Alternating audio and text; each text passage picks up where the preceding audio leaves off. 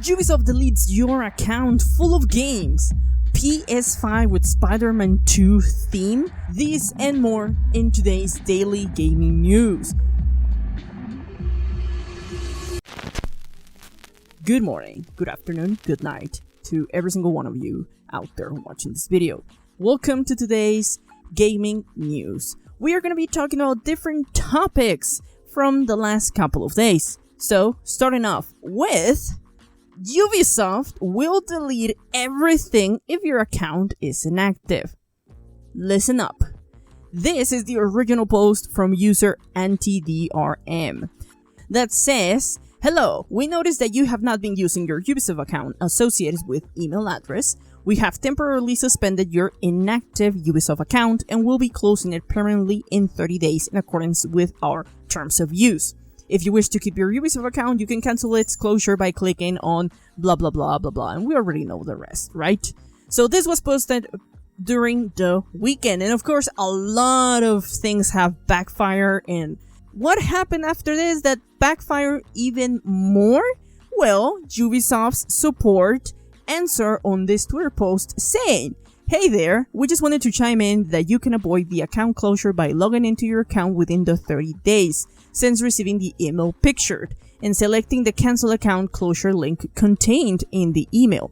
We certainly do not want you to lose access to your games or account, so if you have any difficulties logging in, then please create a support case with us." Now the problem here, and I think it's the biggest thing, since they mentioned lose access to your games or account, I think the biggest thing is losing access to your games. No matter how you acquire them, just losing your games is a big no-no for almost everybody. At the time of this writing, July 24th, Ubisoft has clarified in an email to IGN, and Ubisoft's clarified its stance on accounts deletions. The publisher confirmed that it has for many years now deleted inactive accounts in accordance with the EU's General Data Protection Regulation. Ubisoft also clarified, very important, its criteria for account deletion, noting that it absolutely does not include accounts that have purchased games attached to them. Accounts that include purchased PC games are not eligible for deletion. So if you've been logging in to any Ubisoft game, you are on the clear. Nothing's gonna happen to your account. Everybody should take a breather. Yes, we should probably be talking about this whole thing about license and owning games, but it's not the end of the world, and probably a lot of people didn't seem to realize that this was a thing. Now, on the other side of the spectrum, a new Borderlands interactive streaming service will be coming to us, or kind of. So as informed recently, Gambit Entertainment and Gearbox Entertainment have announced interactive streaming service Borderlands Exhibition Live. It will follow the misadventures of 8 unsuspecting tourists who find themselves in peril, marooned on Eden 6 after setting off on an adventure safari, following into the footsteps of bold hunters and bask in their glory. According to the company Gambit, they say the audiences from around the world will determine whether these all-new characters make it from zero to heroes, how they handle the pressure, how they relate to each other, and what kind of person and future bold hunter each of them is. So basically, this is a Duskfall style where everyone can partake in the outcome of decisions from characters. However, this one is global and permanent. That should go extremely well. I mean, let's look at Twitch chat. When it comes to collective experiences, certainly the best decisions have come out of that style of approach. No characters will die or become weird creations from this massive input. Great idea, Gearbox. Why write stuff ourselves when we can let the internet or the player pick it apart?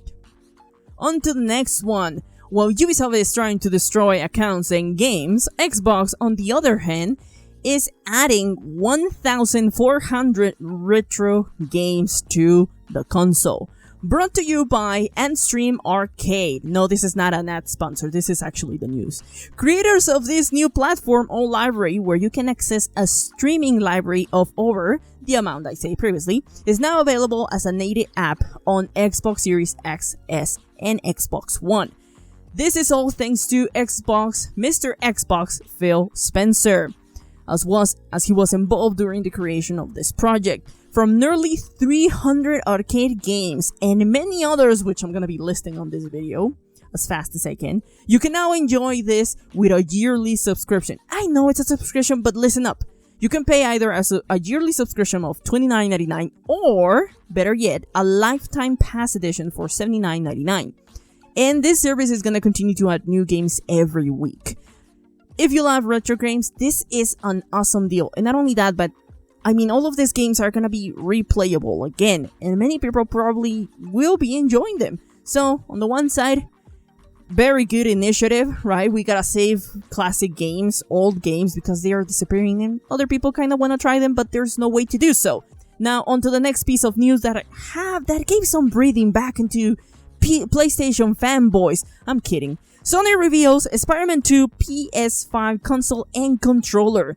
Though, who am I kidding? That console looks amazing. I've been thinking about getting a PS5 to play the game, but buying the console for just one game? I thought I'll wait till the port gets to PC.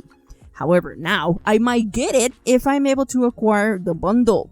Pre-orders for the game are available on July 28th, but the PS5 console covers, and DualSense wireless controller will be available starting September 1st. So, if you like how this looks, this pretty little thing, go ahead and look it up, try and get the bundle immediately. Now, onto our new segment.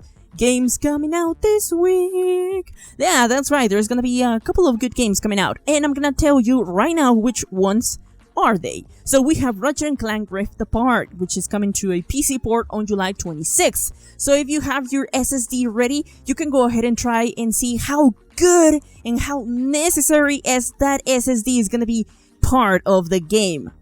Yeah, no, we all know. It was a just plain lie. So, another game that is going to be coming out this week is Let's School. If you want to manage, if you know the creators of Prison Architect, and you like that kind of style, okay, well, be sure these are not the same creators, but however, this is a management game. It takes place in the school, so if you like that type of style, go ahead and give it a try. It kind of looks fun. Then on another game is The Expanse, a Telltale series, Episode 1, comes out on July 27th. And finally, a little space for the indie games, Birth, which is going to be available on PC and Xbox One, and the Series S is going to coming out on July 28th. This one just looks strangely weird and charismatic. Maybe? Can I say that? It looks like the characters from Beetlejuice. But this game is about reuniting with a partner by creating it in a Frankenstein style. Hey, looks interesting. So go and check it out. So now, into our segment, Into the Future. We're gonna start with Insomniac Games are developing a new multiplayer game. That's right, Sony is going all in with multiplayer games. It isn't about single player experiences only anymore. The money is on the live service games, and as the company starts to invest millions of dollars in this branch of gaming, it isn't a surprise Insomnia is being included with Homework. This information comes from a live stream held by Full Sail University last September, which just started to be circulated on social media. So if you want to look at it completely, go and look it up on social media. It's probably on YouTube. In the stream, project director Erin Ephart claimed that they were helming an announced project at the studio. She joined the project right before the studio announced or began advertising a multiplayer project in 2021. Which sounds, anything that comes out from Insomniac, we are excited for it. Imagine, it's a Spider-Man multiplayer. Of course it's not gonna be a Spider-Man multiplayer. Shut up, Badger. It's gonna be something better, more ambitious. This studio can make great things. But what else are we looking forward to in the future? Well, Criterion Games are developing the next Need for Speed game. After quite a successful release of Need for Speed Unbound, it seems Criterion Game has been greenlighted to start a new one. At least that's what we take from a new job posting. This new job listing is looking for a war artist. And this job description says that the development team is challenging the conventions of the racing game genre to take the Need for Speed franchise to the next level. What does that mean? I have no clue. However, my thoughts on this is, if you have played the game, you'll probably know what I'm referring to. I'm hoping they continue to expand on a game mode available on the multiplayer side, where you and another group of players break the law by completing challenges. As you keep finishing more of those, it's gonna add up to the amount of money you gain. Granted, if you escape the cops afterwards. This is one of the most fun I've had on that game, so I hope they continue to exploring that to add it into more of the main game and campaign. Either way, hopefully Criterion finds a way to make the game better and the franchise, of course, more memorable. And to the last segment of this video, strange things are happening in gaming. That's right, we're turning into the upside down because old Call of Duty games are surging in popularity. That's correct. After Microsoft won the FTC trial and has been making progress with the CMA, it fired up Xbox players. But the biggest thing was the revival of old COD games like Black Ops 2 and 2011 Modern Warfare 3. Almost 10,000 players came back to play. Players were able to return to these games after Microsoft deployed a fix to the Xbox 360 portion of Xbox Live, which resolved an issue affecting the matchmaking in older Call of Duty titles.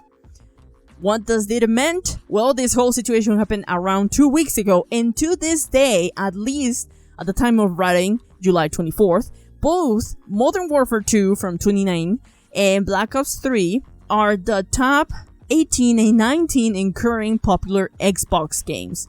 I mean, I'm not surprised. Those games were awesome for a Call of Duty fan base, and with the current state of the one that is right now, of course it's gonna be full. But that's all for this episode. What are your thoughts on this gaming news? Let me know in the comment section. This video will be out in approximately 3 days. I'm the Honey Badger. I love to talk about everything gaming, from news to games. If you like the video, remember to leave a like and share. It really helps out. Don't forget to subscribe, and see ya in the next video. Keep on gaming.